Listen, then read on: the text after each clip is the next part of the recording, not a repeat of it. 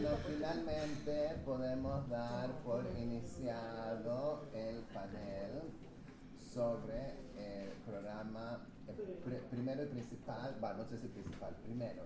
Soy PJ Di Pietro, coordinadora académica de la maestría en Género, Sociedad y Política, que forma parte del área de Género, Sociedad y Política, que dirige Gloria Bonder.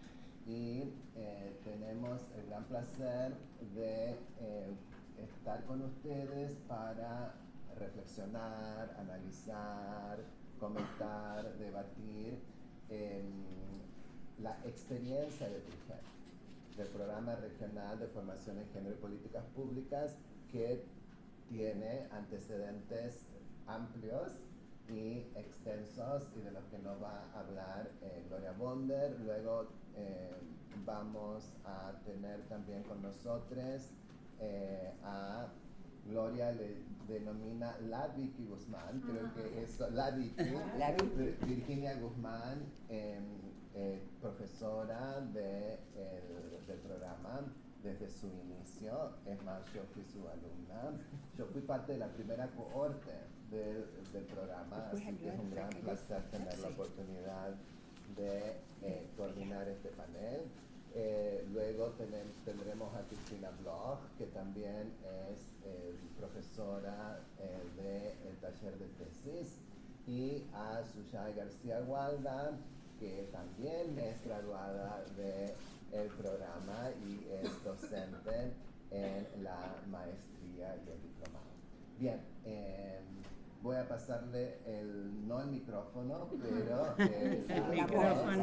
a Gloria Bonder, nuestra directora. Yo diría, hace falta que la presentemos a Gloria. Lo que en lugar de una presentación que no es necesaria, lo que vamos a decir es que tenemos un enorme placer de tener en Gloria una líder, una visionaria, una compañera, y no solo una hacedora de los feminismos regionales, sino también una gestora de los feminismos regionales.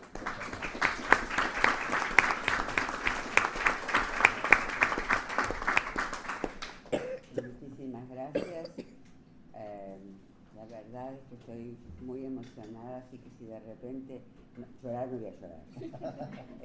Pero me tiembla un poco la voz, es porque, esto es la concreción de un largo camino, que ahora voy a tratar de especificar algunos hitos de este camino.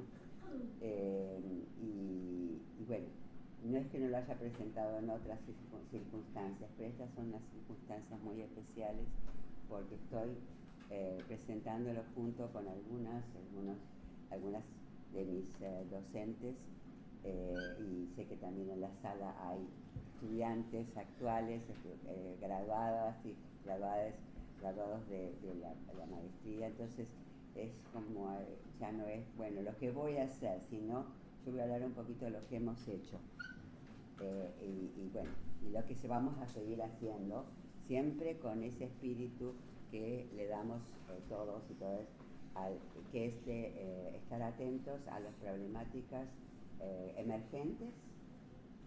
Tiene un programa aprobado por la CONIAO y demás, pero a lo largo del desarrollo de PRIGEP siempre hay una atención especial a cuáles son las problemáticas emergentes, particularmente en América Latina, pero también globales, que nos interpelan y para las cuales nosotros y nosotras integramos en la currícula para trabajar sobre ellas y conectarlas con lo que ya venimos trabajando de antes, ¿no? Un poco esa es algo de muy singular, diría yo, ¿no? Tiene un programa, no, digamos, para la gente que dice, ¿cuál es el programa? Tiene un programa, pero en el hacer vamos incorporando todos los años problemáticas nuevas, dependiendo, como dije, de lo que va surgiendo a nivel social, cultural, político, particularmente en América Latina, pero tampoco solo en América Latina. Bueno, les voy a contar rápidamente algunos antecedentes. Voy a ser breve, así que no se preocupen. Pero yo quiero decirles que el PRIGEP para mí ha sido un punto de llegada, no un punto de partida. Porque, digamos, bueno, yo soy feminista y he venido, como varias que están acá, entre ellas mi colega especial en el feminismo, que está allí sentada, bueno, que son varias, pero digo, yo he venido trabajando en los temas de la teoría feminista desde hace muchos años, ¿no? Yo diría que por lo menos en la década de los 80, ¿no? O un poquito antes, en la década, fines de la década del 70. ¿Cómo? Bueno, como hacíamos, quiero decir, trabajar en el feminismo, en la reflexión teórica y en la investigación también, fuera de los espacios institucionales, porque el feminismo no solo, las teorías feministas no solo se crecen y se enriquecen adentro de las universidades, sino también en los intercambios que tenemos con quienes están en los gobiernos, con quienes están en centros culturales, con quienes están en todos los ámbitos de la sociedad. Y en esos intercambios también crece como digo, y se diversifican las miradas acerca de qué entendemos por cada uno de los conceptos claves con los que vamos a comprender esto de lo que llamamos género, ¿no? Bueno, pero quiero mencionar algunos antecedentes especiales de mi trabajo en teoría feminista, en género, ahora género, bueno, nosotros llamamos teoría feminista, después llamamos género. Bueno, antes de la fundación de este programa, el SEM se funda en el 80, perdón, antes de este programa nosotros creamos el Centro de Estudios de la Mujer en el 89. Bueno, ustedes se imaginan que era una época dura, ¿no? En realidad empezamos en la década del 70, trabajando con un grupo de colegas en algo que para nosotros era un descubrimiento, y era la existencia de un campo de teoría, de un campo de investigación que se iba denominando en ese momento estudios de la mujer. Todavía no se hablaba de género en los años 70, ¿no? Cuando vino la dictadura, varias de nuestras colegas emigraron y tampoco pudimos seguir trabajando colectivamente en este tema, hasta el 89 en que, bueno, yo con otras colegas fundamos el Centro de Estudios de la Mujer, una ONG que es parienta de otras ONGs que se formaron en la región más o menos en la misma época, y con la que teníamos un intercambio continuo, ¿no? O sea, no podíamos estar en la universidad, pero eso no quería decir que no crearan nuestros propios espacios para seguir pensando, para seguir inventando, para seguir haciendo feminismo de distintas maneras, ¿no? Entonces, mi primer antecedente es ese, es el SEM, es el trabajo con colegas y luego la creación del SEM. Bueno, luego de esto, bueno, más ya cuando pasamos a la etapa de democracia, empezamos a trabajar ya, porque quiero decirles que nosotros no hablábamos de género, por lo menos nosotros en esa época, hablábamos de estudios de la mujer. Quiero darles ciertos hitos también teóricos de cómo íbamos encarando este campo de conocimiento y también de práctica. El CEM, el Centro de Estudios de la Mujer. Muy bien. Fue la manera en que tuvimos en aquel momento de denominar, pero después, bueno, ya más adelante hablábamos ya de estudios feministas. Y fuimos informándonos y tomando contacto con colegas de otros países, tanto de América Latina como de Europa y como de Estados Unidos. En verdad, mi mentora, y la quiero reconocer, en aquel momento fue Florence Howe, que fue una de las creadora de los estudios de género, la directora del Feminist Press, que tuvo una gran influencia en mí, ¿no? En cuanto a empujarme a trabajar en este tema, en investigación y en formación. Bueno, entonces después de lo que, como les decía, el CEN, vino la creación de los estudios de género, que primariamente comenzamos a hacerlos en el Centro de Estudios de la Mujer, que fue una ONG, porque ya las universidades estaban cerradas y ciegas, yo diría también, a este campo de conocimientos que se fue desarrollando en aquella época. Entonces, ¿qué hicimos? Bueno, creamos una ONG, como lo hicieron también nuestras compañeras chilenas, nuestras compañeras bolivianas, como nuestras compañeras brasileras. Entonces, las uruguayas, yo creo que casi todos los países se crearon estos centros que nos permitieron en condiciones políticas muy complicadas, más complicadas en algunos países que en otros, pero en general muy complicadas, poder estar juntas, pensar, hacer estudios y tener, digamos, sacar nuestras propias conclusiones acerca de qué sentido y qué tenían estas desigualdades, ya no eran diferencias, desigualdades de género en los distintos ámbitos de nuestras sociedades. Bueno, yo no quiero, bueno, yo creo que esto ya lo había dicho, que dejar de reconocer que todo este avance que fuimos haciendo en este grupo de colegas, muchas de las cuales continúan trabajando con nosotros en PRIGEP, no se podría haber hecho si no hubiéramos accedido a lo que ya se estaba haciendo en otras regiones. Es cierto que tenemos una especial atención a lo que pasa en América Latina, pero tenemos que decir que los estudios de género para algunos los estudios feministas, es una corriente de pensamiento, de investigación, yo no podría decir global, pero internacional.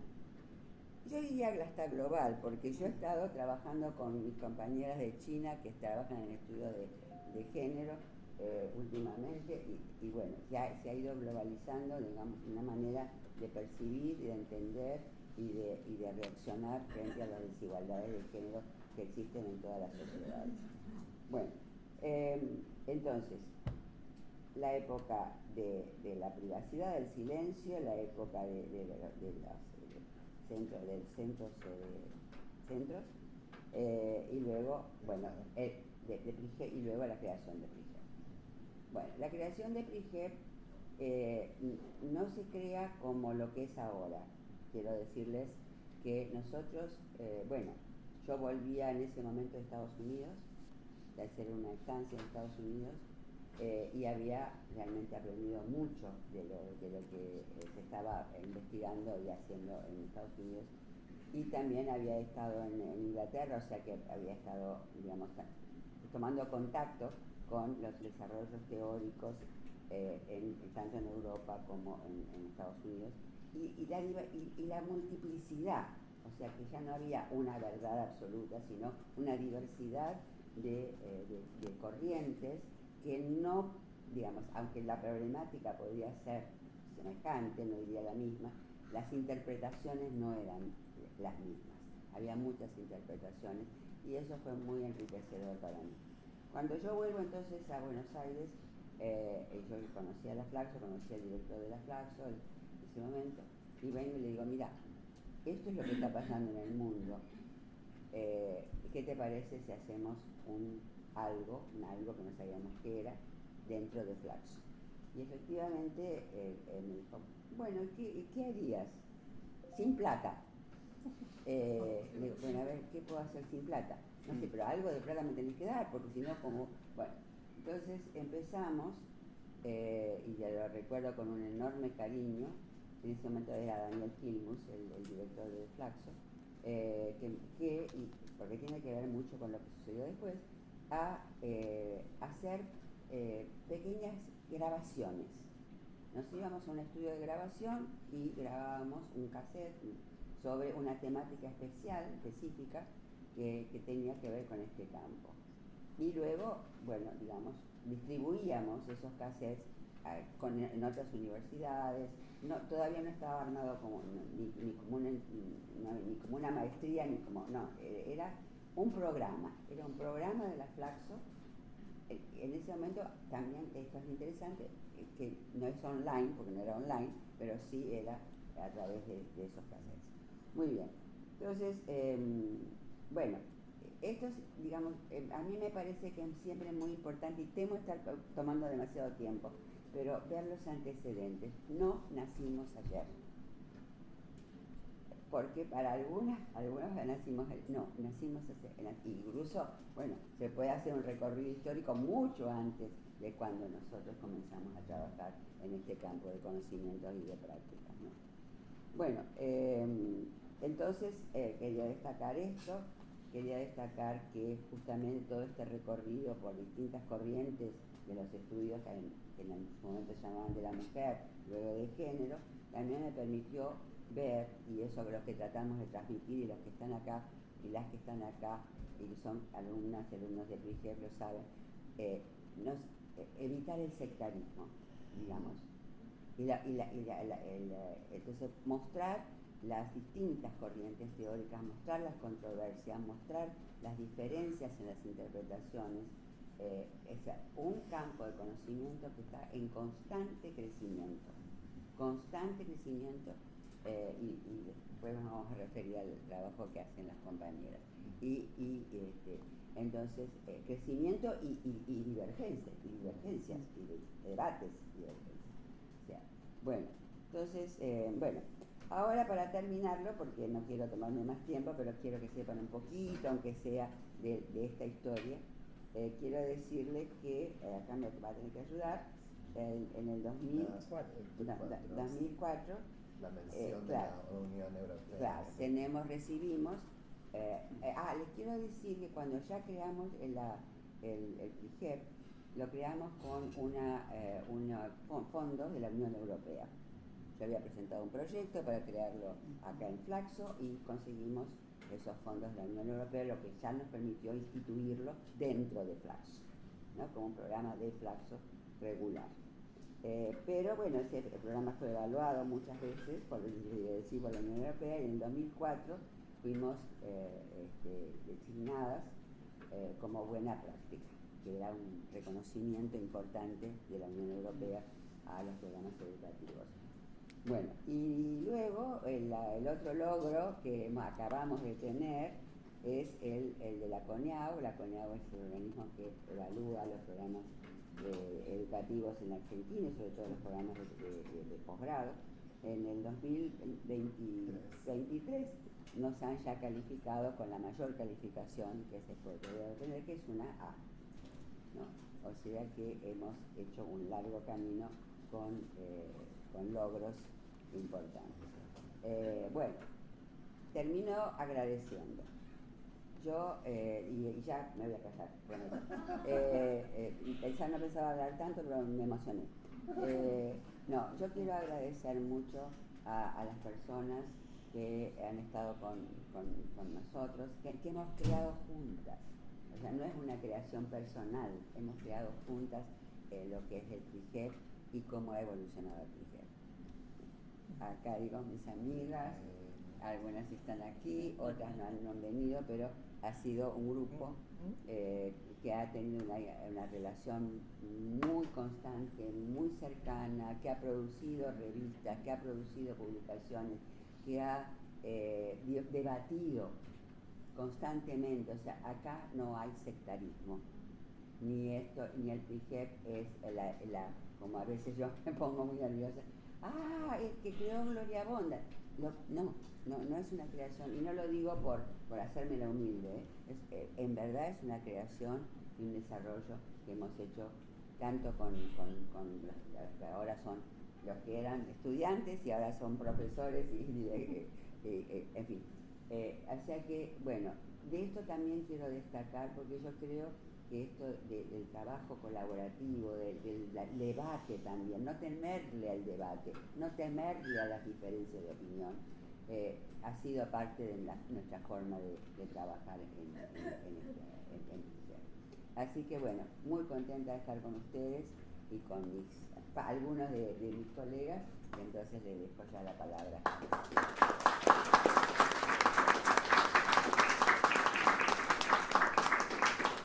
Muchas gracias, Gloria.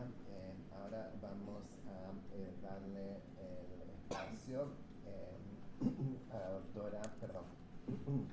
a la doctora Virginia Guzmán. Virginia es psicóloga y socióloga. Como dije anteriormente, ha sido profesora coordinadora del Seminario de Legislación y Políticas de Género en América Latina desde el inicio del PRIGEP en el año 2001.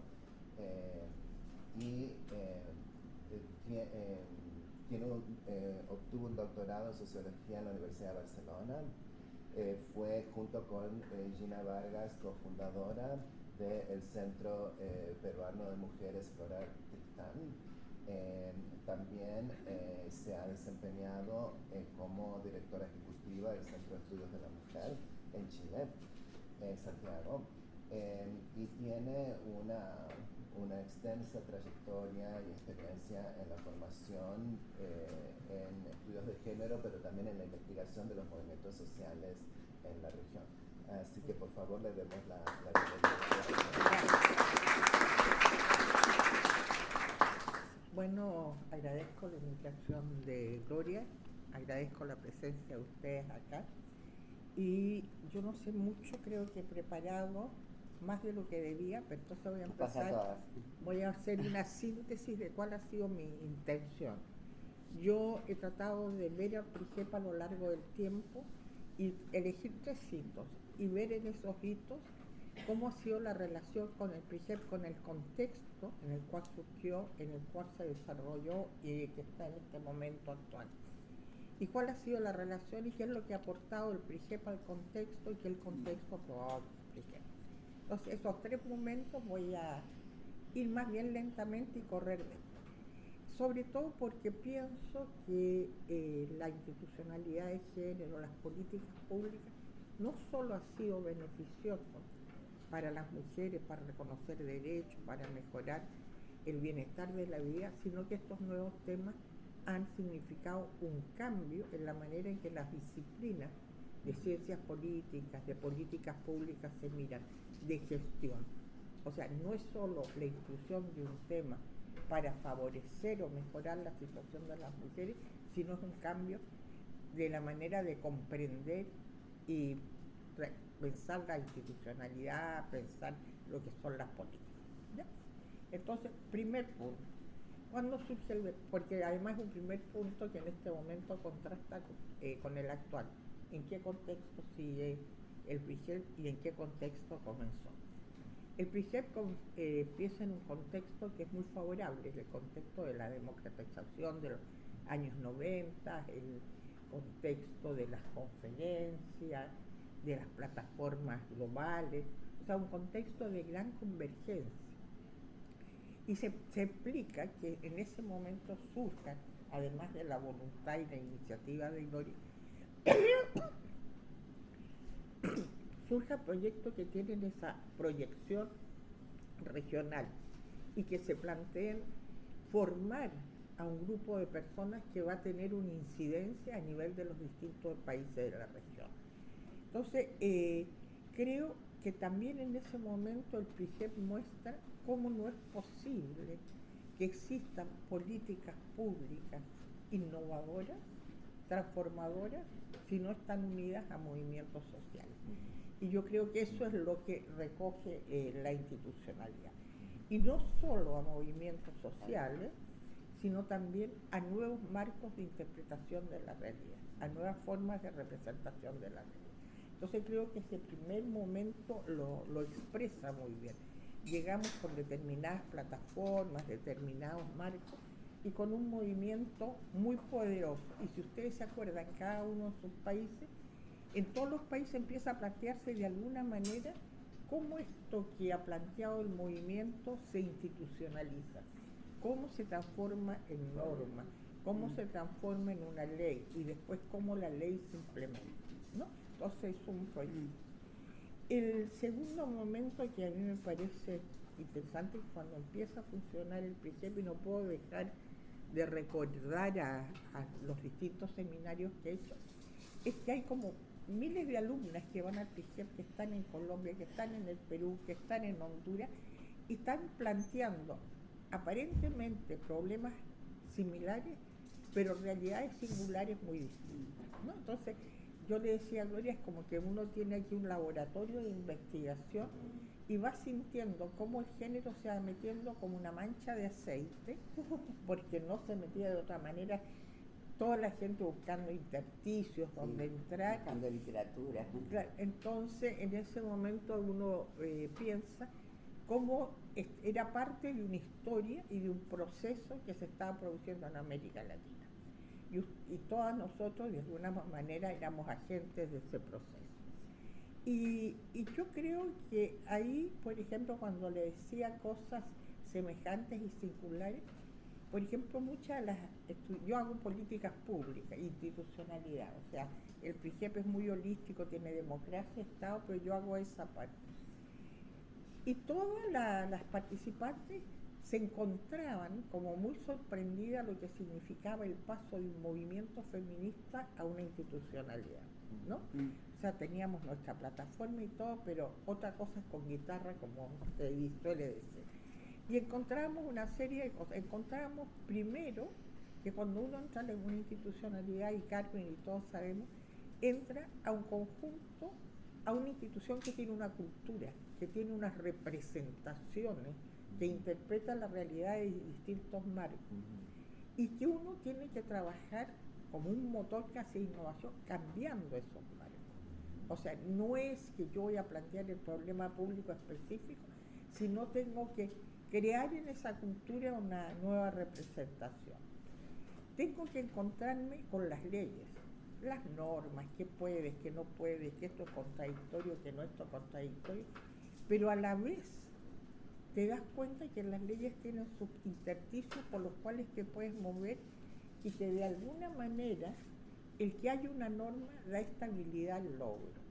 Y eso a veces no lo da, pero efectivamente en Chile, por ejemplo, el PMG, Carmen, ¿te acuerdas cuando trataron de eliminarlo en un gobierno? Pero el PMG tenía tanta inercia y tanta rutina que es muy difícil sacarlo. O sea, las ventajas y desventajas de la institucionalidad. Y después, institucional es un proceso político.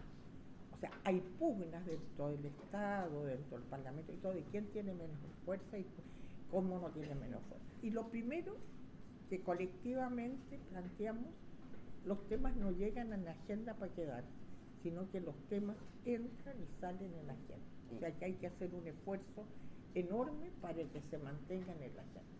Y ahí el poder político de las mujeres o de los nuevos temas no es lo económico, es otros recursos, y es en ese sentido que también enseña a la ciencia política el recurso de la asociatividad, el recurso de la legitimidad, el recurso del convencimiento a los demás y el diálogo. O sea, hay nuevos recursos a través de los cuales se adquiere poder, ¿no? Entonces tenemos esto es todo un aprendizaje, que es cómo legitimo, cómo institucionalizo, cómo tengo poder, ¿no? O sea, ahí. Entonces yo creo que en este momento, para hacerlo más cortito, hay como tres elementos que aportan la institucionalización de género en la discusión. Lo que es transformar el Estado una política en una política de innovación. O sea, cómo es un motor de innovación. Cómo tiene un aspecto muy político. Se trata de mostrar que aquello que parece como natural no es natural, sino es político y es creado. Y eso es una transformación fuerte. Y después se trata de pensar que todas las políticas o todas las actividades, como dice la Joan Scott, gran referente nuestra, no hay relación social que no tenga una dimensión de género, no hay dimensión de género que no esté influida por una relación social. Entonces mostrar eso es muy importante. Dos avances importantes. El primer avance es la arquitectura institucional que se ha generado, y eso también es una innovación. Antes los ministerios eran sectoriales, hay ciertos temas que no pueden ser tratados sectorialmente, sino que implican un tratamiento de coordinación y un tratamiento con transversalidad, y que la forma de gestión del Estado tiene que cambiar. O sea, vuelvo a decir, no es la política específica, es una forma de gestión donde, bueno, hay muchas experiencias en ese sentido. Entonces, creo que el desarrollo, para resumir, el desarrollo del PIGEP, de los 25 años del PIGEP, es parte de la historia del proceso de institucionalización de género, es parte de la historia del cambio del Estado y de reformar el Estado, y es cambio en la historia del movimiento feminista, de un movimiento feminista que se tiende a percibir o que se debe percibir en relación con otros actores sociales. Hay un espacio social donde hay distintos actores sociales, donde tienen que interactuar, tienen que incidir, tienen que discrepar. Yo creo que en ese sentido Beijing y todas las cumbres fue la primera vez que nos relacionó a un movimiento con una institución. Ya, tercer momento, sí. Tercer momento es el momento actual, que bueno, todos rápidamente estaríamos de acuerdo que es muy desafiante y que es poco estimulante, para decirlo menos, pero yo diría dos cosas. Momento que está planteado policrisis, han dicho acá. Yo de las crisis diría tres cosas que creo que son muy marcantes. Los cambios sociodemográficos, que son cambios del mundo entero, ¿ya? Y son cambios muy importantes para política y todo. Cambios en cuidado. Hay una crisis de cuidado también por lo sociodemográfico que no nos estamos percibiendo, ¿no? Y toda la economía criminal. ¿Ya? No digo criminalidad, sino digo economía criminal, porque eso es. Y el otro elemento que nos está cambiando la vida enormemente, más de lo que pensamos, son las nuevas tecnologías de información. O sea, el hecho de poder tener una comunicación y una realidad virtual es algo totalmente nuevo. Hoy día escuchaba a una conferencia, esto fue como la imprenta. Y esto significa que aspectos positivos, aparentemente ampliamos nuestras capacidades cognitivas, podemos actuar mejor sobre el mundo, pero un riesgo a la sobreinformación, a la superficialidad, al individualismo, ¿no? Que es como que pasa con las humanidades, que pasa y una sobrevaloración enorme a la ciencia, a los STEM, a la eficiencia. O sea, yo creo que ese es un problema que nos atañe mucho a nosotros como movimiento feminista y horizonte societario. Sin embargo, no, y eso, o sea, porque es la idea, bueno, esto lo arregla muy rápido, esto lo hace muy rápido, ya no me puede que... Pero frente a esa situación que está dando, por ejemplo, en el caso de la política, gobiernos de derecha, que no son las dictaduras pasadas, es otra corriente, es un capitalismo muy salvaje porque quiere sacar toda regulación, y a la vez un proyecto muy neoconservador, muy homogeneizante, muy autoritario. Creo que sí tenemos ciertos recursos. El primer recurso es enfrentar el miedo. Hay que pensar que el miedo y el catastrofismo es en un momento determinado una herramienta de la derecha. No hay manera de hacer más pasivo que decir yo vengo a resolverte el problema porque este problema no lo puedes resolver. Entonces, el riesgo de hacer perder la agencia de las personas es muy grande. El segundo elemento que yo creo que tenemos un recurso muy grande es que las mujeres ya no somos las mismas. O sea, hemos cambiado. Si nosotros miramos cómo éramos los 90 y los 80, incluso el tipo de familia que nos sustentaba, es diferente. O sea, la familia nuclear es una familia dentro de otra. El matrimonio no ya el proyecto de las mujeres, o sea, las mujeres que nosotros estábamos, las feministas, han cambiado y no va a ser tan fácil que les hagan cambiar su forma de vida. Y por otro lado, hay otra experiencia muy grande en las mujeres que ha dado lugar a una institucionalidad, pero que puede dar lugar a otras formas de organización, que es la capacidad de asociatividad de las mujeres, de organizar, que cumple una serie de funciones, desde el contener, desde el crear, desde hacer política. Entonces, hay ciertos recursos y un recurso, y el otro es el recurso cultural. O sea, en este momento hay que levantar la bandera de un horizonte cultural que uno decía. Bueno, y ahí termino, creo que fueron los 10 minutos. Muy bien.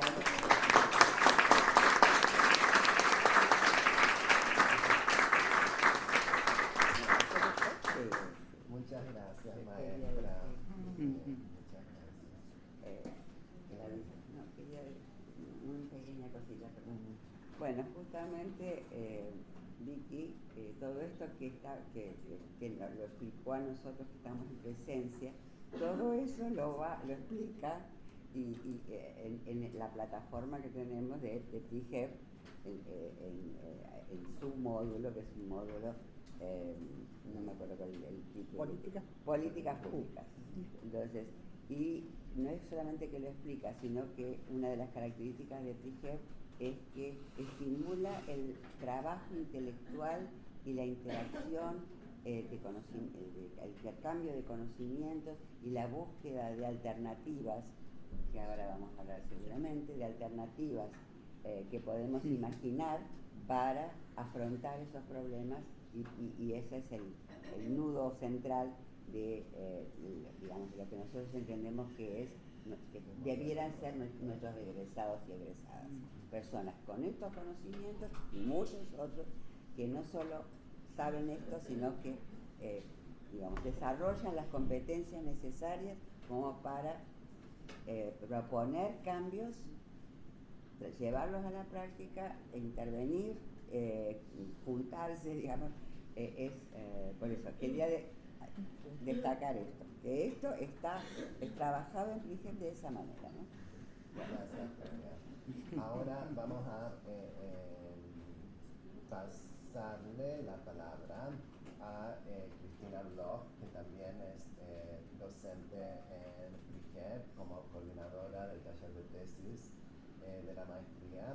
Cristina, la doctora Bloch es licenciada en Antropología Social, máster en Cooperación Internacional para el Desarrollo, doctora por la Universidad Complutense de Madrid, Programa América Latina Contemporánea, y profesora e investigadora en la Universidad Nacional de Rosario.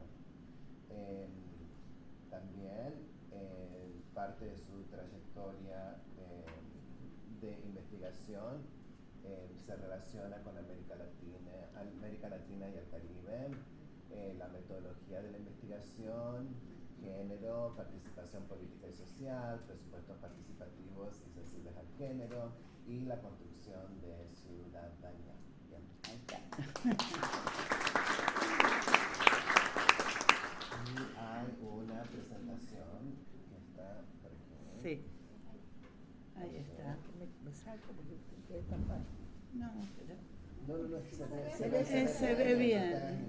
Es de Somos apoyo. bajitas. Somos- Bueno, Me vas diciendo, por favor, Cristina, cuando... sí, la primera es la segunda en realidad. La primera era presentar todo el equipo del panel, porque me parece que, como se viene insistiendo, la formación es un eje fundamental y se ha sostenido a lo largo de todas las actividades que organizó PRIGEP acá en este evento, y es un trabajo colaborativo. Evidentemente que a mí me toca un rol complicado, lo voy a decir, porque es como el cierre de la etapa de formación, donde alumnos y alumnas tienen que cimentar, al menos es lo que intentamos, cimentar toda la trayectoria, todo el pasaje que han realizado por la maestría, para definir que un proyecto que van a convertir en un proyecto de tesis y que va a ser, como siempre señalo, una cualidad diferencial de toda su carrera. O sea, la elaboración de una tesis lo que permite es un signo de identidad. Me dedico a esto, conozco mucho esto, que no quiere decir que no conozca otras cosas, pero es un signo importante, es como el sello inicial en la maestría. El taller fue que, o sea, para el taller yo comencé a dictarlo en el año 2017, o sea, tengo aproximadamente 7, 8 años dictando anualmente el taller y ha habido transformaciones y ha habido algunas cosas que se han mantenido porque las valoramos positivas y que queremos mantenerlas. Es un espacio, a ver, yo ahí definí como un espacio para problematizar lo que queremos hacer, cómo lo queremos hacer, con qué enfoque lo queremos realizar, y eso implica distintas dimensiones. Generalmente la metodología se asocia con las técnicas, pero previamente a la elección de las técnicas, yo tengo una base teórico-metodológica y epistemológica yo me tengo que situar, digamos, para definir cómo hacer una tesis, con qué herramientas voy a hacer una tesis, necesito situarme epistemológicamente y teórico y metodológicamente. Eso cuesta, es una de las cosas que les cuesta a los alumnos, les cuesta mucho y nosotros tratamos de saldar. Y en ese proceso, no soy yo sola, sino que tienen un rol central las tutoras, que una de ellas es Uyay, pero hay muchas más que acá no están presentes y que hay que valorar el trabajo de ellas, porque son las que hacen todo el acompañamiento, digamos, a lo largo de las 2 fases en que se divide el taller. Entonces, primer desafío del taller, yo diría que es, la gente llega con temáticas muy imprecisas, llega, me interesa salud, me interesa infancia. Ahora, ¿cómo convierto ese tema general, impreciso, poco delimitado, en un problema de investigación? Para hacer un proyecto yo tengo que haber definido un problema de investigación. Y eso no se hace de la nada, eso requiere de lecturas previas, requiere de cierto conocimiento, etc. Entonces, el primer desafío del taller es ese. ¿Cómo hacemos ese pasaje? ¿Cómo acompañamos ese pasaje de un tema general a un tema problema, le llamo yo? Pero para definirlo en la jerga metodológica más general o más clásica, problema de investigación, ¿no? ¿Cuáles son las herramientas de partida? Ahí lo pongo. Metodologías complementarias. Si bien la base es cualitativa, ¿por qué? No es azaroso, porque las problemáticas que se plantean son cualitativas, porque requieren de enfoques cualitativos, más allá de que eso no invalide que uno utilice herramientas cuantitativas. No estoy descartando, digo, yo les pregunto siempre, ¿cuál va a ser tu enfoque predominante? Y ahí es a partir del cual vamos a trabajar un enfoque que no tiene una única receta, no hay recetas en la metodología tampoco. Los manuales de metodología te dan una serie de recetas, pero hay que desagregar un poco, de construir un poco esas recetas para situar en el problema que uno quiere trabajar y complementar. La transversalidad del enfoque de género, obviamente, esta es una maestría que tiene un eje en sociedad, género y políticas, o sea, que ahí hay un eje central que tenemos que insistir en recuperar. O sea, que cada proyecto, digamos, permita un avance, un step, hacia, digamos, problematizar situadamente el enfoque de género. El otro tema es lo que les venía diciendo antes, ¿cómo hago este diálogo de saberes de toda la trayectoria de la maestría. Ahí me parece que también hay un desafío que tenemos que seguir trabajando, no está todo resuelto, está la intención permanente de problematizar todas estas instancias. Si pasás la segunda, por favor, PJ. Componentes y actores, vuelvo a insistir, los módulos previos, la coordinación y las tutorías. Yo siempre rescato el rol de las tutoras, porque eso es importante. ¿De qué consta el taller? Hay que hacer un proyecto. Hay que hacer un proyecto bien hecho.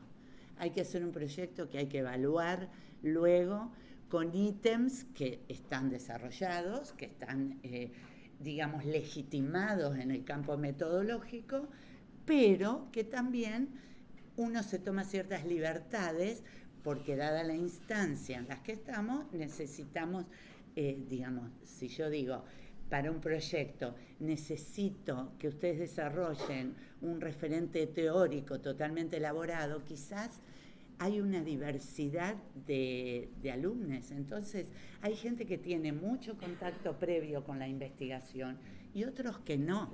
Entonces, hay que contemplar esto. Y esto es algo que lo tenemos permanentemente. Interdisciplina, componentes, interseccionalidad, enfoque de género y transversalidad. O sea, esos son 4 componentes centrales para la elaboración de los proyectos. ¿Y cómo son esos proyectos? Pueden ser de investigación, o sea, central. Siempre hay una base de investigación, esa base está. Pero puede ser un proyecto de investigación académica más tradicional, con trabajo empírico o no, también puede ser un trabajo teórico, que ahí lo menciono, o puede ser un proyecto vinculado a la gestión, digamos, más vinculado a la gestión. ¿Eso qué quiere decir? Que ahí hay, después lo explico un poco, que hay varios tipos de construcción de sujeto estudiante, digamos. Hay algunos que están motivados por los... Si pasás la otra, lo vemos. Hay algunos que están más motivados por intereses disciplinares, por intereses académicos, o porque imaginan que su futuro profesional se moverá dentro del ámbito académico, y hay otros, digamos, alumnos que están pensando en reflexionar sobre su inserción profesional, sobre su propia práctica profesional, y hay que responder a ambas demandas. Entonces, eso también es un desafío que permanentemente a los cuales estamos enfrentados. ¿Cuáles han sido algunas transformaciones interesantes? Yo ahí puse, digamos, el taller agrupa temáticas generales. Las temáticas más tradicionales o que se vienen desarrollando por lo menos desde que yo inicié son salud y violencia, estudios culturales, masculinidades, educación e infancia, políticas públicas y trabajo. Así iniciamos en el 2017. 2019 y 2020, yo hice todo un análisis de la base de datos, se incrementaron los proyectos ligados a salud y violencia, estudios culturales y masculinidades. Así es. 2021 se incrementaron los proyectos ligados a disidencias, salud y violencia. Ahí está. 2022, interesante, un primer cambio. Se incorpora una temática de ciudadanía, un grupo que llamamos ciudadanía, que tiene algunas cuestiones que después yo les puedo leer, algunos temas que surgieron, no sé si me va a dar tiempo, pero está disponible. Inmigración. O sea, ese fue digamos, un giro o una novedad, un anexo importantísimo en la elección temática.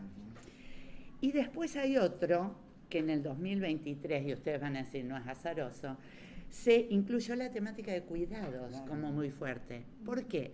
Porque hay una retroalimentación, como venían manifestando los colegas, entre realidad social y, digamos, formación e intereses, etcétera. Entonces, ahí fuimos trabajando sobre la base de esas transformaciones temáticas.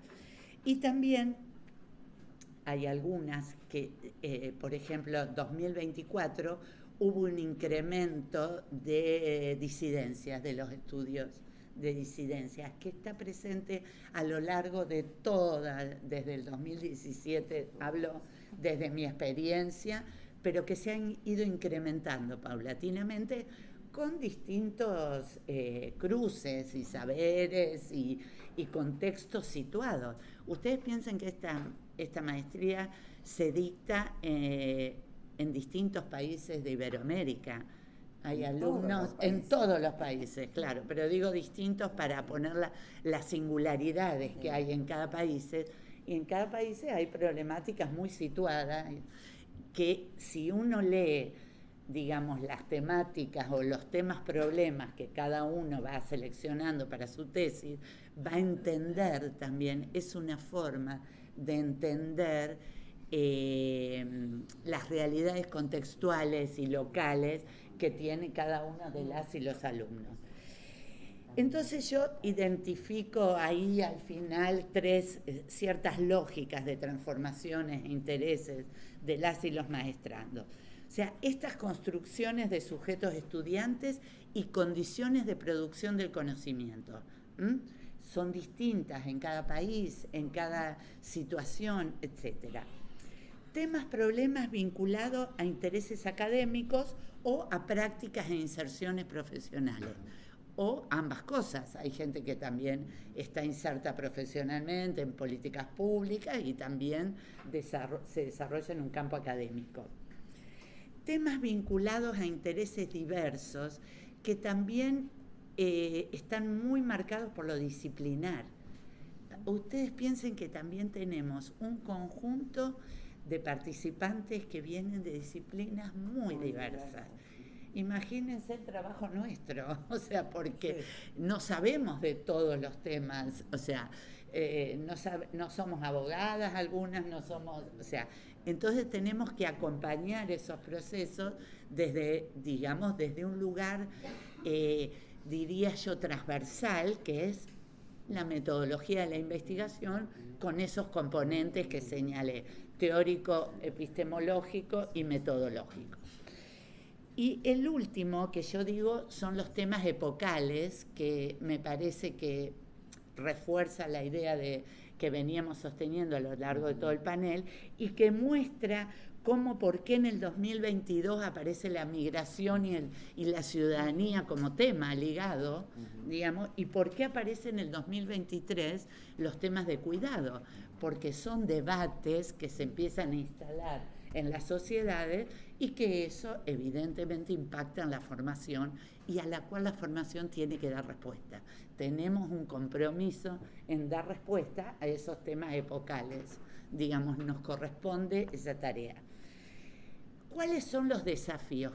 Porque muchas veces en reuniones decimos, y a veces se repiten los temas, o sea, hay que ampliar el campo temático, sí, hay que ampliarlo, Gloria insiste mucho en eso, y eso es un desafío, ampliar, insistir en que la gente encuentre otras vías para plantear quizás los mismos problemas, pero desde otros abordajes o desde otros nodos.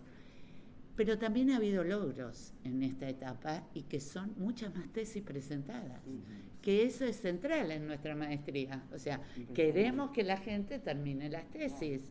Y eso, a mí yo quiero decir algo final, a mí me asombra, habiendo participado de PRIGEP, de la convocatoria que tiene esta maestría. Hemos llegado a tener 100 alumnos algunos años. Es impresionante. Y no se agota año, podemos tener años más, años menos, pero hay como una demanda de esta maestría muy grande que tenemos que rescatar y que tenemos que valorar, porque no es común. Normalmente cuando uno ve, yo participo de otras maestrías, veo que el máximo de participando son 20, 15, acá hemos tenido hasta 100 personas y un promedio de 80, un promedio de... Bueno, esto es un poco lo que quería compartir junto con Suyay, que es una de las tutoras, y que me parece, vuelvo a destacar que el acompañamiento de ellas es central porque son las que están más día a día con las alumnas. Entonces, digo que cierro acá y abierta a preguntas.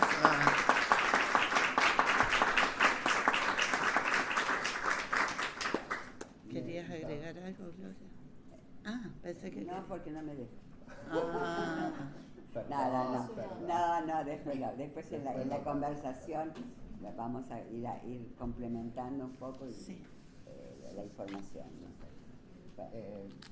Vamos ahora a pasarle la palabra a la doctora Xuxay García Guarda, politóloga, doctora en Ciencias Sociales, magíster en Género, Sociedad y Políticas por FIGEP, Flaxo. También es investigadora de CONICET en el IPEX, en la Universidad Nacional de Comahue y docente de la Facultad de Derecho y Ciencias Sociales de la Universidad Nacional de Comahue. Es un placer recibir a Xuxay porque es una de las graduadas del programa que ha tenido una trayectoria similar a esa trayectoria de formarse dentro del programa y luego hacer el tránsito a la formación docente y también a generar, colaborar en la coordinación de los seminarios. Bien. Bueno, buenos días. ¿Cómo les va? ¿Me escuchan bien? Sí. Bueno, para mí es un honor. Voy a empezar agradeciendo a Gloria, a PJ, a todas, a Cristina, a Vicky, a todas las compañeras. Para mí estoy feliz porque además hay compañeras tutoras con quienes trabajo día a día y es la primera vez que nos vemos en cuerpo presente. Sí, eso es verdad. Eso es verdad. Claro. Entonces me parece que es todo ganancia, muy, muy agradecida por el espacio, por la invitación. A mí me toca un poco compartir esto, ¿no? En función de basada en mi propia trayectoria, mi propio recorrido y también como estudiante, pero también como tutora, me parece que creo yo que la apuesta es destacar las fortalezas, ¿no? que tiene el programa sin desconocer, por supuesto, que siempre hay cosas para mejorar. Y que, como dice Gloria, desde el día 1 que empezamos a cursar la maestría, el contexto importa. Digo, no podemos desconocer que estamos en tiempos estamos en tiempos muy hostiles y muy adversos, sobre todo en Argentina, pero me atrevería a decir a nivel regional y hasta a escala internacional. Y eso también va reconfigurando, ¿no? Las aulas, los recorridos, las trayectorias nuestras, tanto a quienes formamos parte del equipo de tutorías como también de los estudiantes. A mí me parece que una de las potencialidades más grandes que tiene el espacio en general es el trabajo colectivo y colaborativo, ¿no? Que de alguna manera ya lo decían las colegas. Creo que fomentar en un espacio virtual, porque digo, hay que pensar que esta maestría tiene más de 2 décadas en la virtualidad, ¿no? Generalmente las trayectorias de posgrado virtuales se gestaron en pandemia o pospandemia, ¿no? Por lo menos en nuestro país. Y esto no, esto tiene toda una larga historia. Empezó siendo virtual. Y esa posibilidad de encontrarnos, como decían, con compañeras, compañeros, compañeres de otras latitudes, con problemáticas a veces similares, pero también muchas veces totalmente distintas, nos permite territorializar y situar realmente esta idea de Gloria del contexto importa, ¿no? Porque si no a veces queda como en una abstracción, sino poder discutir, debatir sin temerle al desacuerdo, lo que decía también Gloria, yo soy una convencida de que no hay que, como buena politóloga, no hay que temerle al desacuerdo, digo, porque también estamos en tiempos de, bueno, los consensos, ¿no? Permanentemente, sí, hay cosas en las que podemos construir consensos, en otras, al menos yo no quiero construir consenso con algunos sectores, digo, y está bien también el debate, reconocer esa polifonía, ¿no? Esa heterogeneidad de trayectorias, de formaciones disciplinares de base con la que llegan los estudiantes.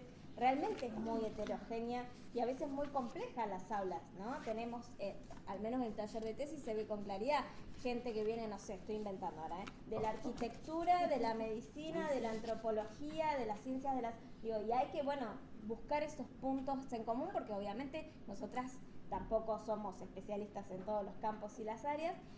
pero me parece que eso le da una riqueza enorme al debate, que construye, que fortalece prácticas democráticas también, ¿no? El aprender a construir conocimiento colectivo y que no quede como una declaración de voluntad. Y en ese sentido me parece que los foros como espacio de discusión, los famosos GT, los grupos de trabajo, son un espacio que yo sé que hacen doler la cabeza, lo sabemos todas, Sí. pero que realmente salen producciones súper ricas, interesantes, que nos permiten incluso a nosotras tener esa mirada panorámica, ¿no? Como una postal de esa heterogeneidad de la que hablábamos, y también que se empiezan a tejer desde ahí redes. Y eso no es menor, porque son redes que escapan a Priger, que nos escapan al equipo tutorial, al equipo de la coordinación, que van mucho más allá. Son esas redes que se generan entre estudiantes, que las hemos generado quienes hemos sido estudiantes también. Yo tengo amigas que fueron compañeras de la maestría, que quizás viven en otros países y que seguimos trabajando juntas, o que frente a distintos proyectos que surgen nos hablamos porque sabemos que están en ese tema. Digo, esa posibilidad de empezar a tejer redes de colaboración es muy potente, porque como decían, también los perfiles de graduados son muy distintos. Hay quienes nos dedicamos a la academia, ¿no? En mi caso, pero también hay mucha gente que viene de la gestión, que se dedica a la intervención o trabaja en instituciones clave, y empezar a poner en diálogo y a tejer redes es una fortaleza muy muy grande, sobre todo, y vuelvo, en estos tiempos también, porque estamos marcadas por el desánimo, se nota en las aulas, no lo podemos negar, como también se notó el impacto de la pandemia. Claro. Fue en mi caso también yo empecé como tutora en 2017, fui estudiante 2011, 12, por ahí, 2010, 11, por ahí, terminé mi tesis, qué sé yo, en 2015. Digo, la pandemia marcó un quiebre, y se notó, lo notamos las tutoras, por allá está María Angélica, Marisa, que lo pueden dar fe de ello, se notó mucho en el clima, en los ánimos, ¿no? que se generaban, ¿no? Cómo empieza a emerger el tema de los cuidados también en las aulas, a debatirse por experiencias propias, digamos, encarnado la demanda también de discutir el tema de los cuidados. Y también, por ejemplo, voy a un cachito al taller de tesis, cómo ciertos hitos de la escena política, en este caso argentina, pero digo, tiene un efecto rebote. Por ejemplo, la lucha por la ley de la IVE, la intervención voluntaria del embarazo, fue un quiebre también, ¿no? Digamos, se notó, por un lado, la euforia, ¿no? Todos los proyectos abordaban aborto, de una o de otra manera, digo, no todos, estoy generalizando burdamente, pero digo, la mayoría, ya sea desde salud, desde violencia, desde masculinidad, de alguna manera confluían en problematizar la lucha por el aborto en Argentina y en otros países. La pandemia trajo la discusión sobre la organización social de los cuidados, la crisis de esta organización social de los cuidados, que todavía se sostiene y no es menor, digo, es un tema que sigue muy vigente, no tanto en los proyectos, hablo por lo menos, las discusiones en relación al aborto. Y ya te adelanto lo que viene ahora. No sé lo que viene, todavía no sé lo que viene. El termómetro. Y ahora, claro, uno mira los proyectos, es la retórica antigénero, o sea, claramente el avance de la derecha, de los grupos neoconservadores, y desde distintas miradas, abordajes metodológicos, teóricos. Me parece que eso quedó muy marcado también en esta primera etapa. No van a aprobar el taller, no van a aprobar el taller. En esta primera etapa quedó muy marcado que hay, y tiene mucho que ver, vuelvo al contexto, también con algo que decía, que es el tema de un nuevo actor político, si se quiere, que estamos teniendo también, que ya la ciencia política estudiaba, no sé, la biopolítica en la Argentina desde los 90, ¿no? Con Menem paseándose por los canales de televisión, fue como empezar a ver el poder de formar opinión pública de los medios masivos de comunicación, pero hoy tenemos las redes sociales. La inteligencia artificial, que es otro tema que viene fuerte también en los proyectos. Digo, son actores, y me quedo en las redes porque también emerge muy fuerte como problemática, como inquietud, la violencia política por razones de género. Y no es casual. Digo, esto dialoga en todos estos temas, estamos viviendo tiempos, ¿no?, donde vemos un incremento, y además vemos como estrategia política electoral las campañas de desinformación de género. Entonces, digo, son todas estas cuestiones, vienen marcando el pulso del taller, y eso me parece que también habla muy bien del programa. Y de esta apertura de la que habla Gloria, de reconocer distintas trayectorias, de pensamiento, perspectivas, de, hablando coloquialmente, no casarse con ninguna, ¿no? Y también me parece de apostar a la construcción del conocimiento, porque fíjense, hemos discutido un montón esto ya en las reuniones. El primer seminario con el que se topan, en ningún momento se arranca diciendo, bueno, el género es esto, se diferencia del sexo, digamos, si bien se llega a una discusión, y miro a PJ porque es como ahí la encargada en el hipertexto van a encontrar toda su producción sobre la problematización de las epistemologías en ese sentido, pero no es que arrancamos dando una definición, nos quedamos ahí y de ahí, no, vamos presentando discusiones y vamos y volvemos sobre esas discusiones en los distintos seminarios, en el taller, y eso me parece que es una fortaleza muy grande. Y yo hice la tarea, pero como verán no la respeté porque no hice el PowerPoint, no la miré.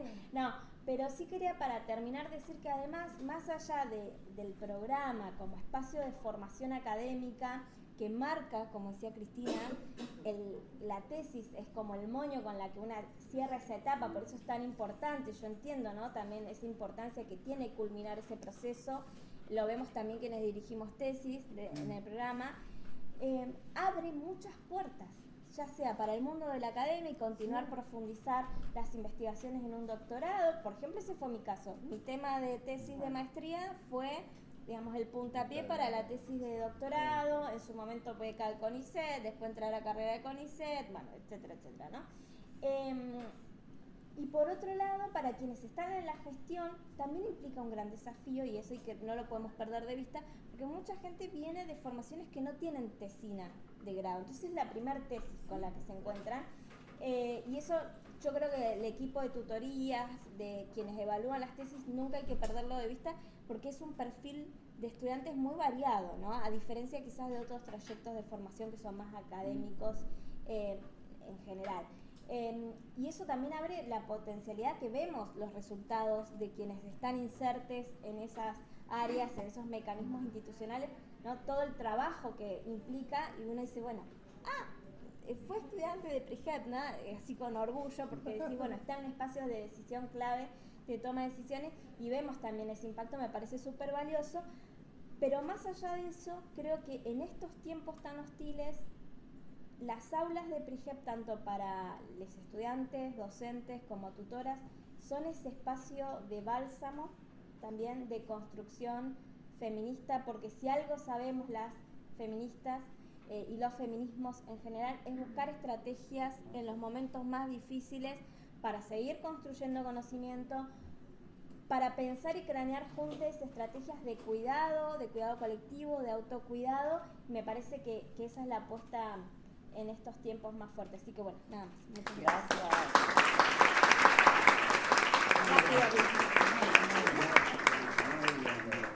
Como les adelanté, como comenzamos casi 25 minutos más tarde, nos han ofrecido, nos van a permitir extendernos por esos minutos. Ahora voy a hablar yo, espero que no salgan corriendo todos y todas. Pero sí tienen que hacerlo. Bien, es un pequeño perfil porque de lo que las compañeras y colegas han resaltado, tanto en términos de corrientes teóricas, epistemológicas, pero también la práctica de formar, de hacer docencia, de formar en estudios de género y en políticas públicas. Como ustedes han escuchado, hay, no sé si es una arquitectura o una sinergia, by the way, sinergia también es el título de nuestra revista de publicaciones, en la que muchas de nuestros estudiantes tienen a veces la primera oportunidad de publicar en relación a sus propias investigaciones, ¿sí? A sus propios trabajos de tesis. Pero lo que me refiero a la sinergia de una cantidad de recursos y de maneras de acercarnos a situarnos en la formación que atiende al contexto, pero que también construye en base a la relación entre producción del conocimiento y movimientos sociales. ¿Sí? Como decía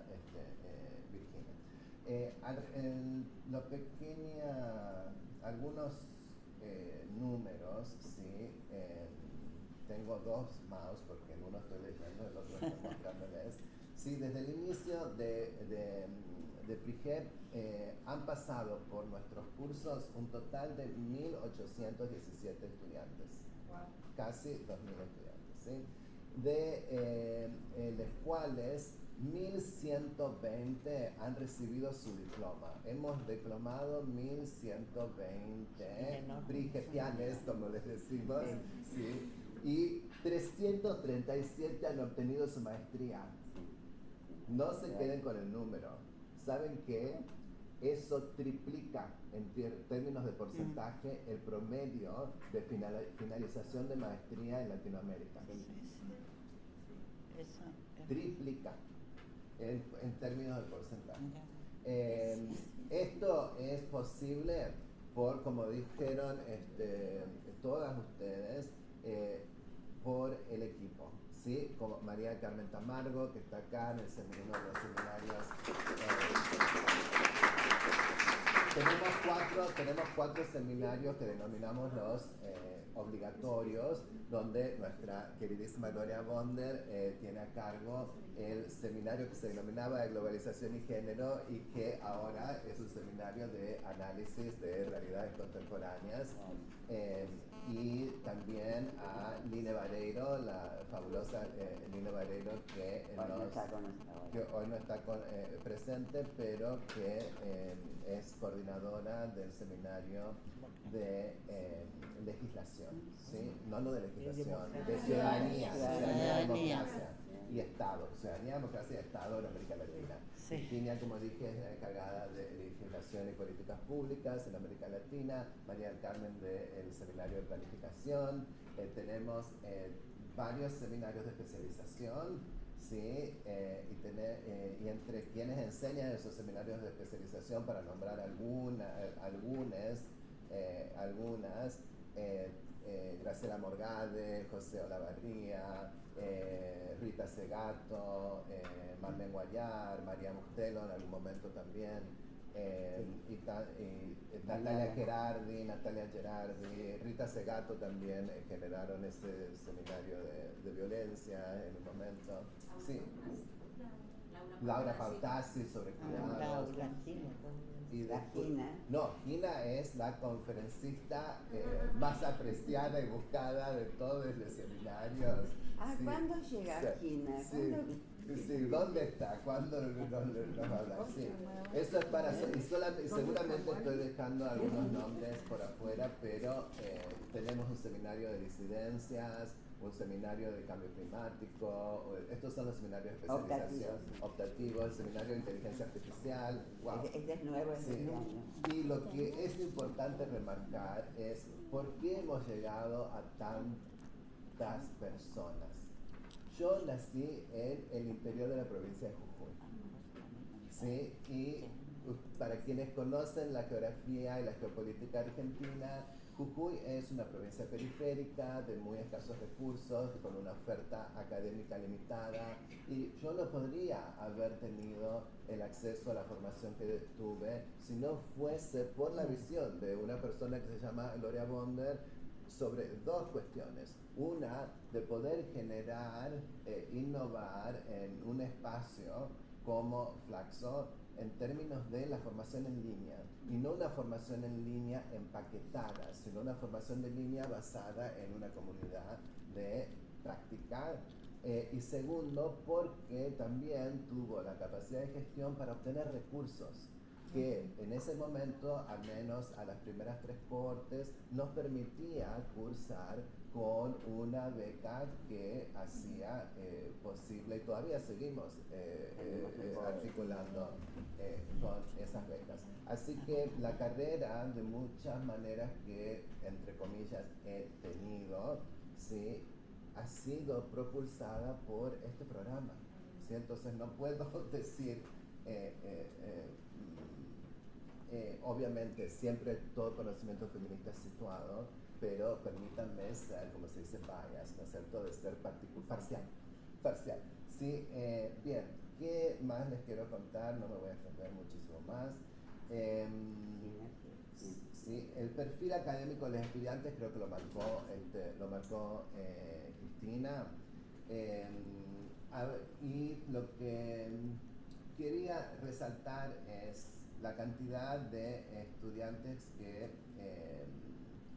tienen una formación profesional o una inserción profesional luego de graduarse en espacios de gestión, en espacios de las ciencias jurídicas, de la educación. Por ejemplo, las ciencias jurídicas del sistema judicial en sus diversas versiones.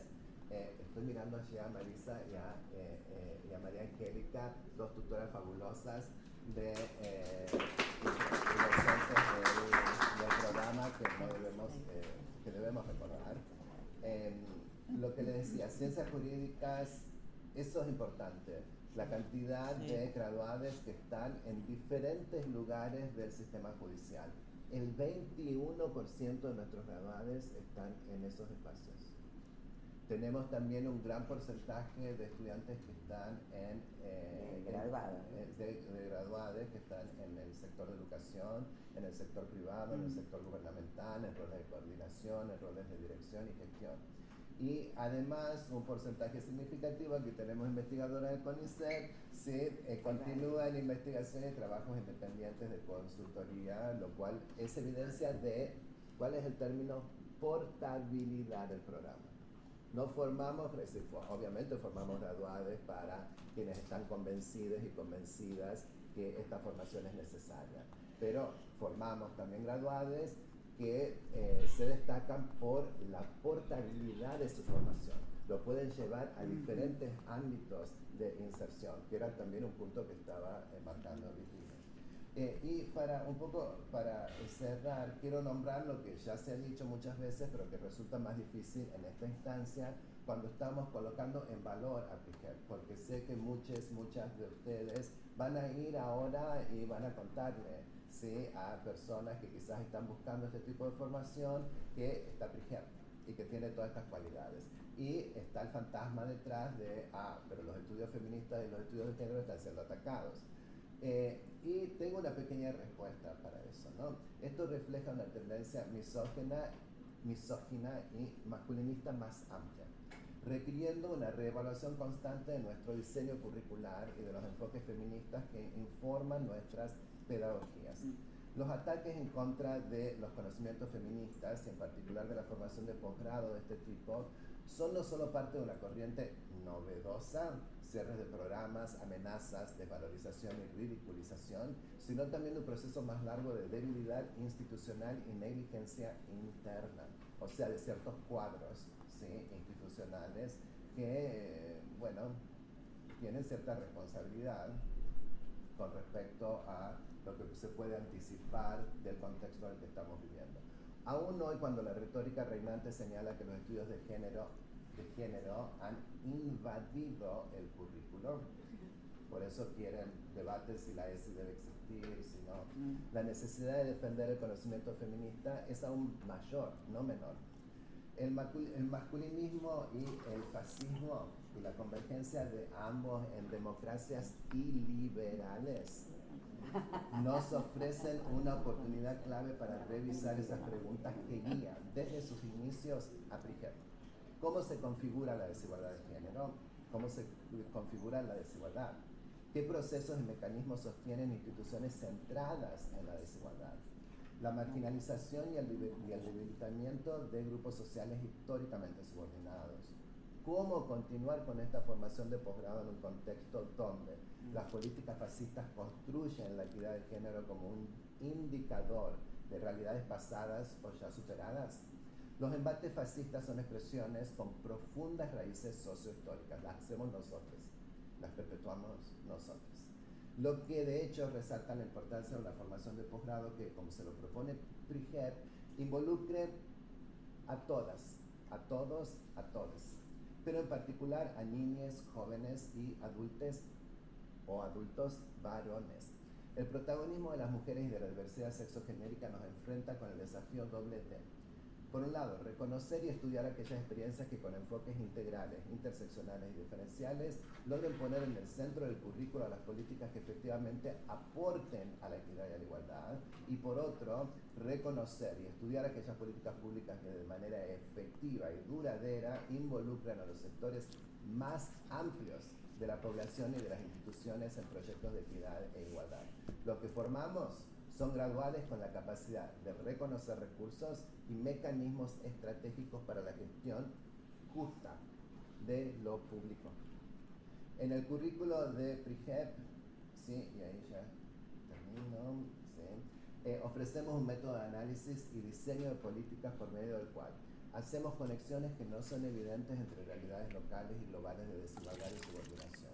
Atendemos a buenas prácticas que emergen de un entramado local y global de desmarginalización, igualdad y equidad, y aportamos a la conformación de una esfera de valores y afectos que privilegian la colaboración estratégica. PRIGEP, ¿dónde está Anabela Benedetti? Que es... No está acá. Ah, ok. PRIGEP se enfoca en pedagogías que contribuyen a la llamada resiliencia ampliada, tanto de las relaciones como de las instituciones orientadas a la igualdad y equidad de género. Esa resiliencia ampliada se teje dentro de una ecología de movimientos de transformación personal y cultural, de cambio institucional y de construcción alternativa. En nuestro estudio de buenas prácticas, lo que ustedes han escuchado hoy, ya que cada uno de nuestros colegas contribuye a la consolidación de esas buenas prácticas, les proponemos a los maestrandes que se coloquen en el rol de accionar, gestionar o preservar el cambio institucional. Se convierten en practicantes de una resiliencia ampliada. Y creo que para contrarrestar el fascismo y renovación del masculinismo, el programa alienta a que sus participantes observen y examinen el contexto presente, como nos enseña Gloria, el contexto de lo que importa. Y que se oriente en el mundo del aprendizaje a través del estudio de la relación entre movimientos sociales, comunidad y sus prácticas de justicia, y que desarrollen una competencia sustentable en el tiempo, contribuyendo a la resiliencia ampliada de las instituciones sociales. Quienes se gradúan de PRIGEP están preparados para ajustar y recalibrar sus capacidades, navegando la gestión de lo político mientras fortalecen tanto la inteligencia personal como la inteligencia comunitaria.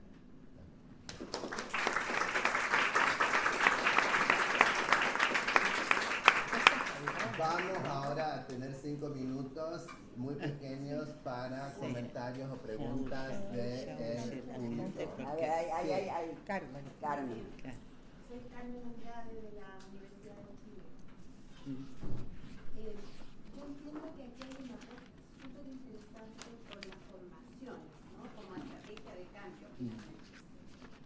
Entonces les quería preguntar algo que también nos estamos preguntando nosotros en Chile. ¿Cuál es el impacto? Más allá de que yo entiendo que aquí hay como alumnas estrellas, digamos, ¿no es cierto? Que nos dicen, oye, si fueran todas como ella, estamos estupendos, ¿no? Pero aquí estamos hablando de más de 1000 personas. Voy a usar un término feo. Es como una infantería de género, ¿no? Es una fuerza. Entonces yo me pregunto, 1800. si esas personas, más allá de aprender, de problematizar, de salir contentas, en fin, hacen cambios, contribuyen efectivamente a las transformaciones a favor de la igualdad y la no discriminación. Si tienen estudios de eso, no solo dónde están y suponer que lo están haciendo, porque hay mucho también ahora a propósito del contexto que dice Gloria, de formarse para el currículum. ¿Formarse? Para el currículum. Uno Ah. se forma para sumarle al currículum. Los jóvenes, a nosotros ya no nos importa el currículum, ¿no? Pero ¿hay mucho de formación para el currículum o hay efectivamente transformación en sus prácticas? Y no estoy pensando solo, a mí no me gusta mucho esta idea de que las que están en la gestión y las que están en la academia, porque en la gestión también se hace reflexión, Sí, teórica, por supuesto. conceptual, en fin. Pero independiente del espacio, académica, política, creo que sea, están contribuyendo a las transformaciones. Sí, por favor, sí. Perdón, Pues, me tomo el atrevimiento como alumna de la maestría pronta a recibirme. Si hay que hacer esa distinción, vengo de la gestión, soy una persona que está gestionando, que por suerte hace muchos años se dedica al Estado como opción de vida, porque creo que la política es la herramienta para transformar las cosas. Algo que me gustó mucho del PGEP, y hablo por lo menos desde nuestra cohorte, es que, como decían, venimos de muchos lugares. Logramos hacer una red de personas que nos vemos militando en muchísimos lugares, que nos vemos los 8 de marzo, que agarramos, y como decía Suyay, nos llamamos si pasa algo, conseguimos trabajo para otras personas cuando en situaciones de crisis también, o por lo menos también intentamos hacerlo y movemos desde otro lugar. Creo que más allá, justo en mi corte no fue el caso del currículum, que siempre es importante, creo que con PJ lo hablábamos ayer. A mí me dio las herramientas para discutir desde otro lugar, porque cuando me discuten con fundamento, es con fundamento además que yo quiero responder, porque tiene que ver con los saberes que una tiene y que una vi con las vivencias, pero también puedo darte números, si es lo que te sirve para que vos te cierres, en función de cómo se dan ciertas discusiones en espacios que son positivistas, que son patriarcales, etcétera. Yo me encontré en esta maestría con gente que realmente milita y vive la cuestión de género porque cree en eso. No sé por ahí otras maestrías con otras cuestiones curriculares que van, qué sé yo, bueno, estadística, no sé, algo más duro. Pero en este caso me parece que nos mueve una creencia colectiva y es que queremos cambiar las cosas porque realmente queremos pelear por una igualdad sustantiva. Por lo menos es lo que pasó en mi experiencia. Bueno, hay varias. Rosa Rojas, de la Universidad de Guadalajara. Yo creo que eso es muy importante, como ubicar los elementos o los atributos de éxito que tiene el proyecto, porque efectivamente la inscripción y la titulación están por encima de la media América Latina. Sí. Entonces, vale la pena como estudiar a qué se debe eso, como un elemento de buena práctica, porque yo se los digo, en nuestra universidad, no solamente las maestrías de género, que tenemos 2, sino en general las maestrías tienen máximo 16 alumnos, cuando no 19. También hay un factor condicionante, porque CONACYT, que da las becas al posgrado, a cada posgrado le da máximo 20, ¿verdad? Bueno, eso puede ser un condicionante, pero hay otras maestrías que no dependen de eso y de todas maneras tienen poca inscripción, y luego ya lo de las titulaciones aparte. Entonces yo creo que sí nos valdría la pena compartir esta experiencia evaluando qué son esos factores que contribuyen. Y una pregunta de ignorancia por la nomenclatura de cómo se llama, no sé si el tutor que ustedes mencionan es el director de tesis o hay director de tesis y el tutor es un acompañante. Es un acompañante. Ese puede ser un elemento distintivo. Si es así, puede ser un elemento distintivo.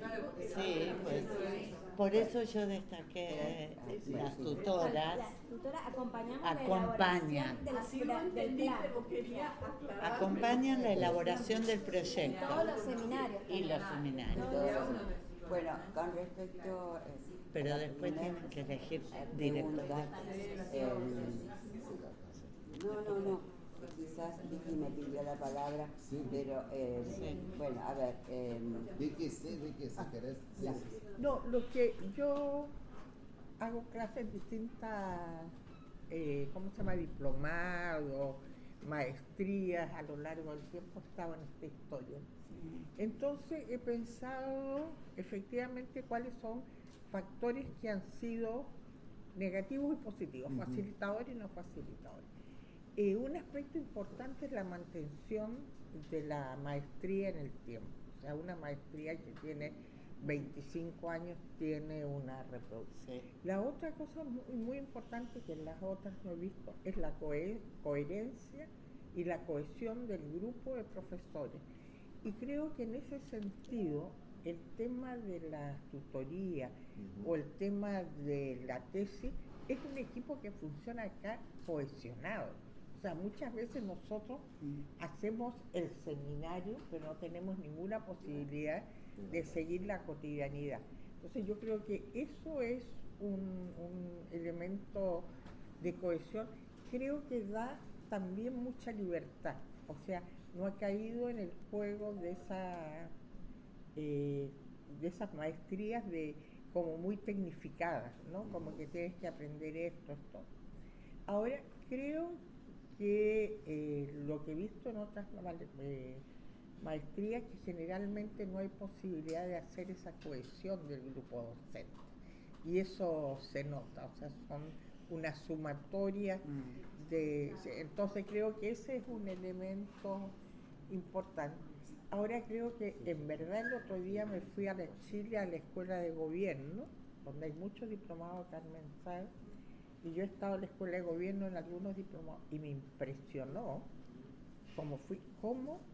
y eso hay un tema muy profundo, cómo la gente entra a hacer diplomados que tienen que ver con tecnología, que tienen que ver con programas, que tienen que ver con inteligencia artificial.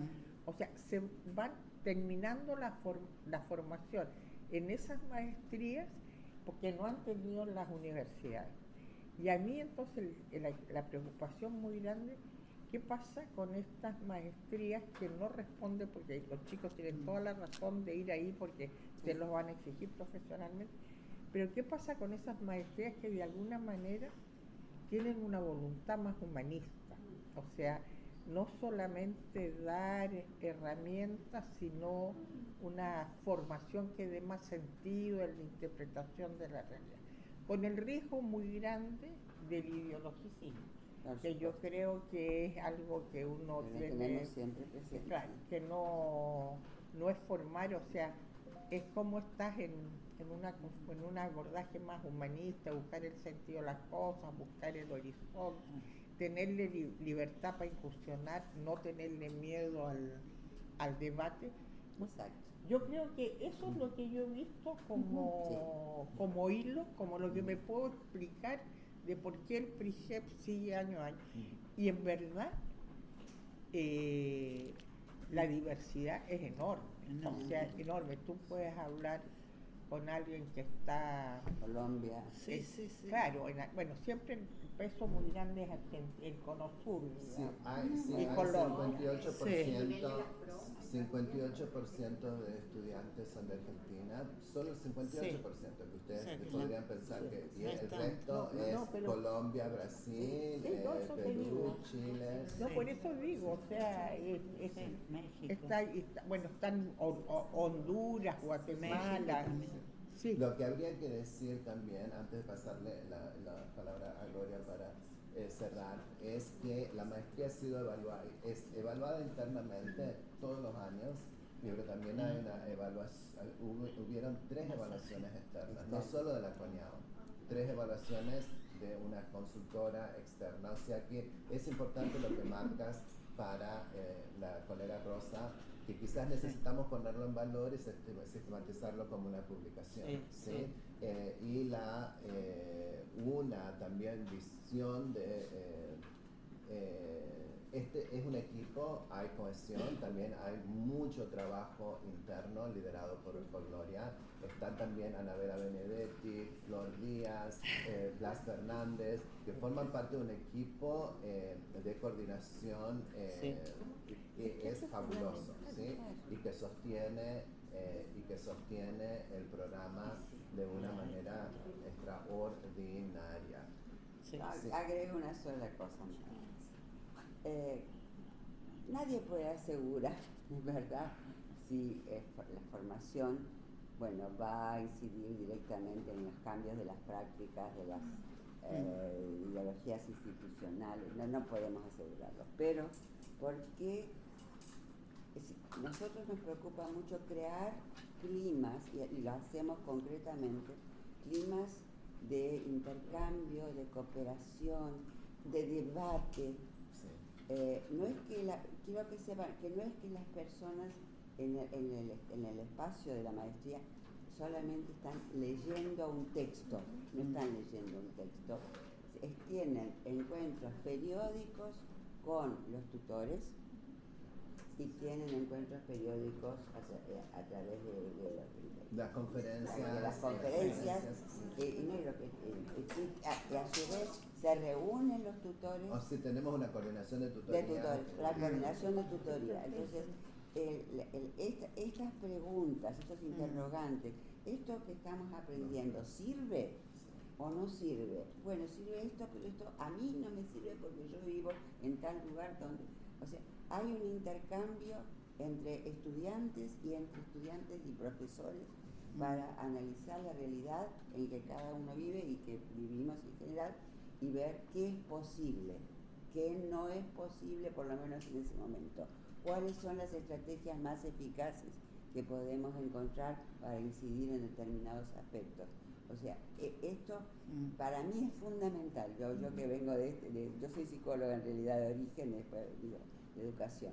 Para mí es fundamental el diseño curricular, cómo está diseñada.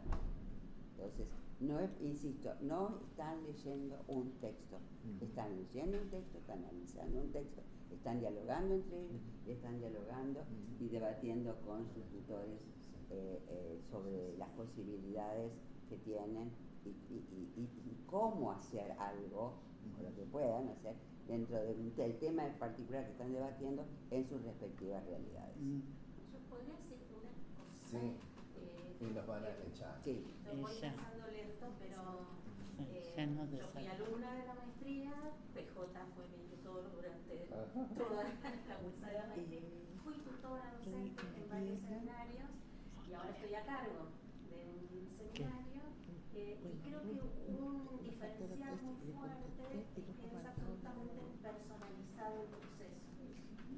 Y yo creo que eso hace una diferencia enorme, digamos, porque en esos foros, las discusiones, a los aportes de cada persona son individuales y por supuesto después se hace un análisis más agregado, pero hay una sensación, ¿no? Que la construcción del vínculo empieza desde ahí, que es absolutamente personalizado, que no es habitual en los entornos virtuales, que parecen más anónimos, ¿no? Con consignas generales, bueno, y hace como puede leer que esto que te va a resolver. Y eso es sistemáticamente individual, personalizado, tanto en los seminarios como en el taller de tesis, ¿no? Sí.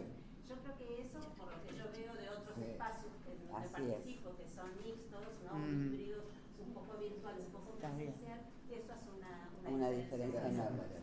La Bueno, compañera de disculpas.